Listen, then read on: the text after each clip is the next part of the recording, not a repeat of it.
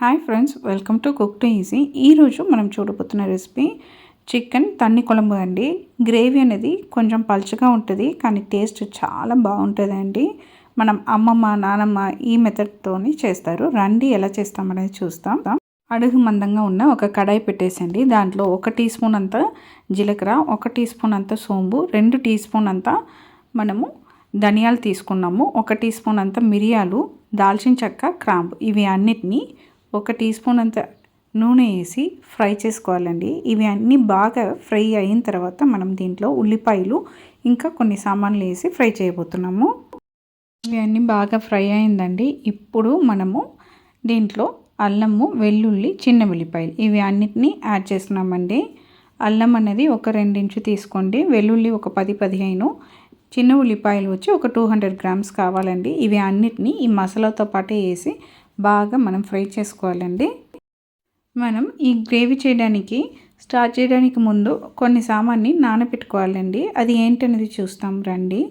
గసగస వచ్చి 1 tea spoon తీసుకున్నానండి. అలానే బేడిగే మిర్చి అనేది ఒక 2 నానబెట్టుకున్నాము. దీంతోపాటు ఒక 6 క్యాష్యూ నట్స్ని నానబెట్టుకున్నామండి. ఇవి అన్నీ నానబెట్టిన తర్వాత మనం ఈ ఫ్రైయింగ్ ప్రాసెస్ స్టార్ట్ చేస్తే మనకు కరెక్ట్ ఉంటుందండి.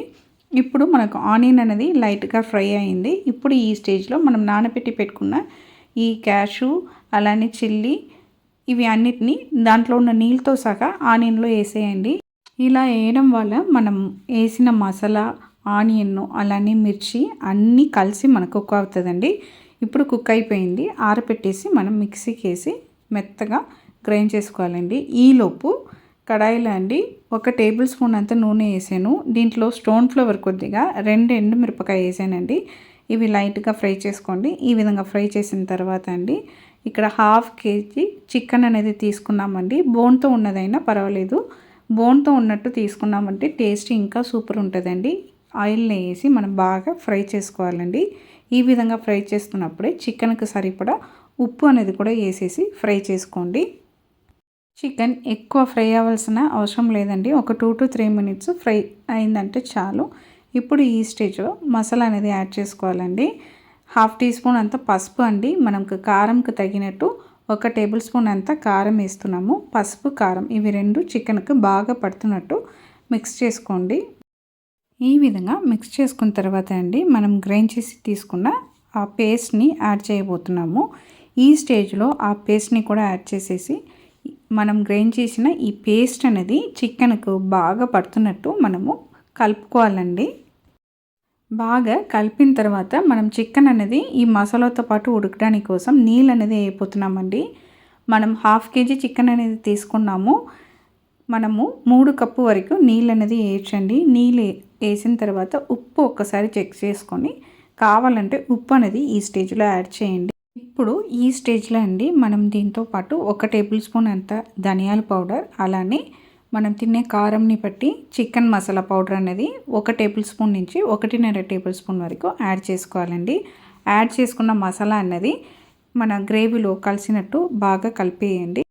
ఈ విధంగా మనం మిక్స్ చేసిన తర్వాత అండి కరివేపాకు అనేది కొద్దిగా వేసి ఆ కరివేపాకుని కూడా బాగా మిక్స్ చేసేసి పొయ్యిని మీడియం ఫ్లేమ్లో వదిలేయండి.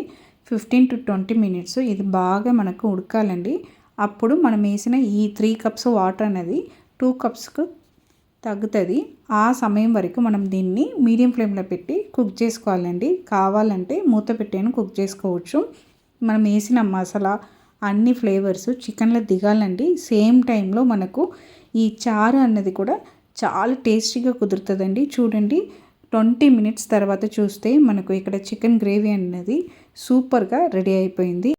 ఇప్పుడు కొద్దిగా కొత్తిమీర ఆకు కాడతో సగా వేసేసి మనం పొయ్యి నుంచి దింపేసామంటే మనకి గ్రేవీ రెడీ అండి. మీకు ఇంకా స్పైసీగా కావాలని అనుకున్న వాళ్ళు ఈ స్టేజ్లో 1 టీ స్పూన్ అంత మిరియాల పౌడర్ కూడా మనము మిక్స్ చేసి దింపుకోవచ్చు. చాలా ఈజీ అయిన రెసిపీ అండి. మనం చేసిన ఈ చికెన్ గ్రేవీ అనేది కోల్డ్కి ది బెస్ట్ రెమెడీ అండి. మనం గ్రేవీని మాత్రం సెపరేట్గా ఒక గ్లాస్లో తీసుకొని దాంట్లో 1 టీ స్పూన్ నువ్వుల ఆయిల్ వేసి వేడి మీదే తాగాలండి. అప్పుడు కోల్డ్కి బాగా పనిచేస్తుంది. ఇంట్లో అమ్మమ్మ కానీ నానమ్మ కానీ చేశారంటే అందరికీ ఒక గ్లాస్ వస్తున్నట్టే ఈ గ్రేవీ అనేది చేస్తారండి. మీరు కూడా ఒక్కసారి సేమ్ కొలతలతో ఈ గ్రేవీ రెసిపీని ట్రై చేసి చూడండి, టేస్ట్ చేసి చూడండి. మీరు ఖచ్చితంగా ఇష్టపడతారండి. మీకు ఈ గ్రేవీ రెసిపీ నచ్చిందంటే కుక్ టు ఈజీ ఛానల్ని లైక్ చేయండి, షేర్ చేయండి, కామెంట్ చేయండి. తప్పకుండా మన కుక్ టు ఈజీ ఛానల్ని సబ్స్క్రైబ్ చేయండి. అందరికీ బాయ్ అండి.